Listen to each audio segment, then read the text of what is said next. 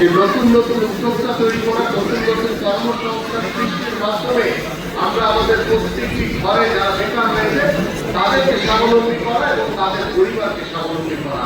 এবং ইতিমধ্যে আমরা জানি যে আমাদের বর্তমান সরকারের 1 কোটি কর্মসংস্থানের ইতিমধ্যে কর্ম পরিকল্পনা আমরা হাতে নিয়েছি এবং সেই পরিকল্পনা মাফিক আমরা কিন্তু আমাদের যারা মন্ত্রণালয় যারা দায়িত্বপ্রাপ্ত আমরা মন্ত্রী প্রতিমন্ত্রী রয়েছি, আমাদের মাননীয় প্রধানমন্ত্রী নির্দেশন অনুযায়ী আমরা কিছুদিন পর পরই সপ্তাহে সপ্তাহে কিন্তু আমাদের মাননীয় প্রধানমন্ত্রী আমাদের কাছে খোঁজখবর নিয়েছেন যে আমাদের প্রত্যেকটি সেক্টরের কার্যক্রম কিভাবে চলছে এবং আমরা আমাদের শিক্ষিত বেকার যুবক যারা রয়েছে তাদের কর্মসংস্থানের জন্য কি করছি।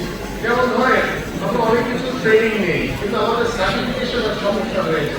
সার্টিফিকেশনের কারণে দেখা যায় যে অনেক সময় দেশি বিদেশে তার কর্মসংস্থান নিশ্চিত হয় না।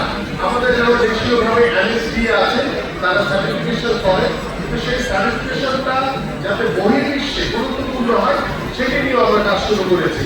এবং আমরা আশা করি যে আমাদের যুব ক্রীড়া মন্ত্রণালয় আপনাদের সুখের খাবারের যে কার্যক্রম আমরা আপনাদের সাথে আপনারা আমাদের সাথে থেকে আমরা কিভাবে আমাদের এই সুখের খাবারের যে নতুন যে প্রজেক্টগুলো রয়েছে সেগুলো যাতে তৃণমূল পর্যায়ে যাতে মানুষের কাছে যাতে পৌঁছে দিতে পারে আমার মন্ত্রণালয়ের পক্ষ থেকে সার্বিকভাবে আমাদের প্রতি সহযোগিতা থাকবে ইনশাআল্লাহ।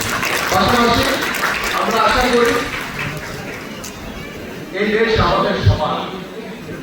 আজকে আমরা বর্তমান সরকারের দায়িত্বে রয়েছি, এটা কিন্তু শুধু আমার একার দায়িত্ব না, আমাদের বর্তমান সরকারের দায়িত্ব। এই দায়িত্ব কিন্তু আপনার আমার সবার, যে কিভাবে আমরা এই দেশটিকে একটি অর্থনৈতিক যে ভঙ্গুর অর্থনৈতিক যে পরিস্থিতির ভিতরে আমরা রয়েছি সেটাকে কিভাবে উন্নত করা যায়, কিভাবে আমরা গ্রামীণ জনপদে কর্মসংস্থান নিশ্চিত করতে পারি, কিভাবে আমরা প্রতিটি পরিবারের কাছে প্রত্যেকটি শিক্ষিত বেকার যারা রয়েছে তাদের কর্মসংস্থান নিশ্চিত করতে পারি এবং শুধু ডিগ্রিধারী না হয়ে আমরা স্কিল ডেভেলপমেন্টের মাধ্যমেও আমরা আমাদের কর্মসংস্থানের রাস্তা তৈরি করতে পারি।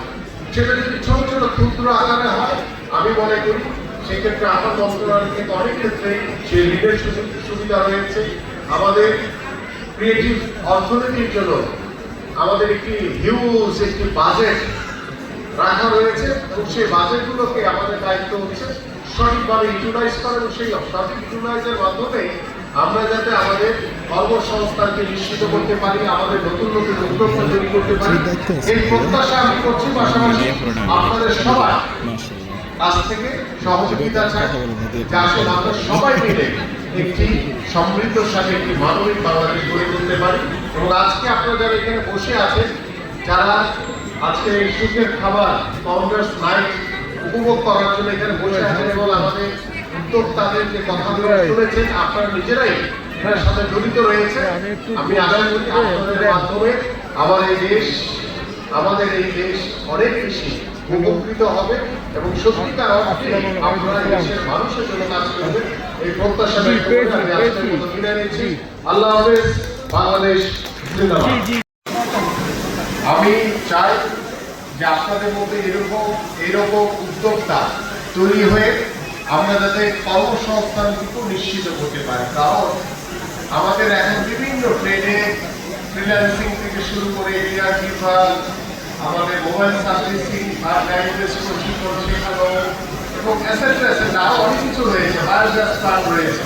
এটি অত্যন্ত চমৎকার একটি আইডিয়া, এটিও আমরা কাজ করছি। আমার মনে হয় যে আপনাদের যে আইডিয়াগুলো আছে আমরা সবাই সবার জায়গা থেকে কিন্তু কার্যক্রমগুলোকে আমাদের মূল লক্ষ্য থাকবে কর্মসংস্থান নিশ্চিত করা। কারণ আমরা ডিগ্রি নিয়ে শিক্ষিত বেকার ঘরে বসে থাকাটা কোনো বাবা মার জন্য খুব বেশি সমীচীন না।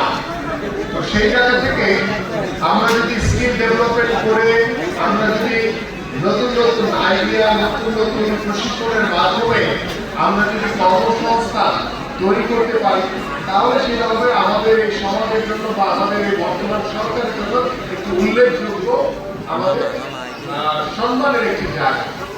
বিশেষ করে আপনারা সবাই জানেন যে বর্তমান সরকার ক্রিয়েটিভ ইকোনমি একটি কর্মসূচি হাতে নিয়েছে।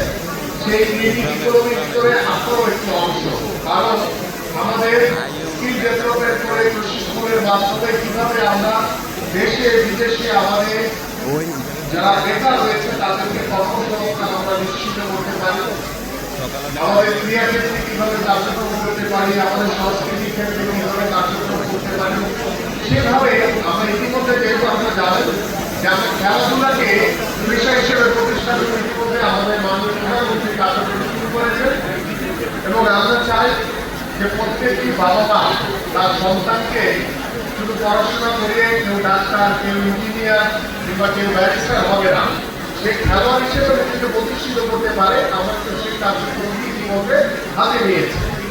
আমরা আশা করি